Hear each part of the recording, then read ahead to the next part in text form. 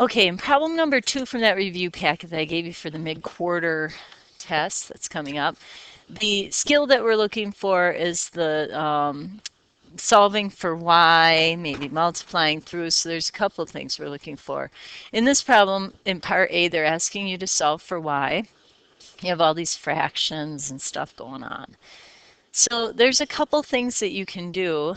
I'm just going to solve it one way, but there's definitely more than one way to do this one. I'm just going to show you the way I think is easiest. First of all, whenever I see denominators or fractions, I'm usually tempted to multiply through to get rid of them so that I don't have any fractions. And in this case, I can multiply through by 4 because both of these go into 4. So when I multiply this by 4, remember the 4's will cancel out and I just end up with x plus 2. When I multiply this by 4, remember I'm multiplying that whole thing by 4. 2 goes into 4 twice, and so I have 2 times 4 minus y. And when I multiply 3 times 4, I just get 12. So there I've multiplied through. Now I have some choices. Remember, y is the thing I want to stay right where it is. I want to get rid of everything else. So maybe, and again, there's more than one way to do this, but I could subtract x from both sides and get 2 plus 2 times 4 minus y equals 12 minus x.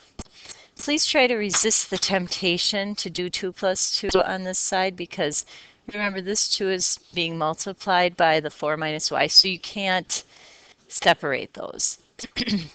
You can subtract this 2 from both sides if you want. And if I do that, I end up with 2 times 4 minus y equals 10 minus x because I can combine the 12 minus 2. Okay, now remember it's y that I'm looking to get alone. So you could distribute if you wanted to. You could distribute this 2 in, or you can just divide both sides by 2, which might be a little bit easier. So I'll go ahead and do that. So these 2's will cancel, end up with 4 minus y equals, and you can either write this as 10 minus x over 2, or you could write it as 5 minus x over 2, but I'm just going to leave it like that. And now I'm trying to get y alone, so maybe I will subtract 4 from both sides. So I have negative y equals 10 minus x over 2 minus 4. And now the thing is I want positive y, I don't want negative y, so I'd have to multiply both sides of this by negative 1. So y equals negative 10 minus x over 2 minus 4. So I stuck that negative sign out front, and I put the 10 minus x over 2 minus 4 in parentheses because I have to multiply that whole side by negative. And now I just simplify that up a little bit by distributing in the negative sign. So negative 10 plus x. It doesn't affect the denominator there at all. And then plus 4. And that is how I would get the answer. Now, again, there's going to be a lot of different ways to work that out.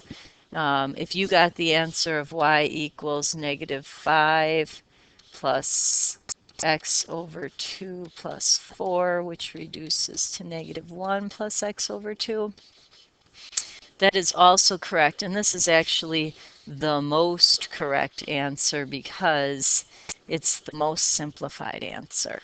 But I'll accept either thing. You can watch next video for B.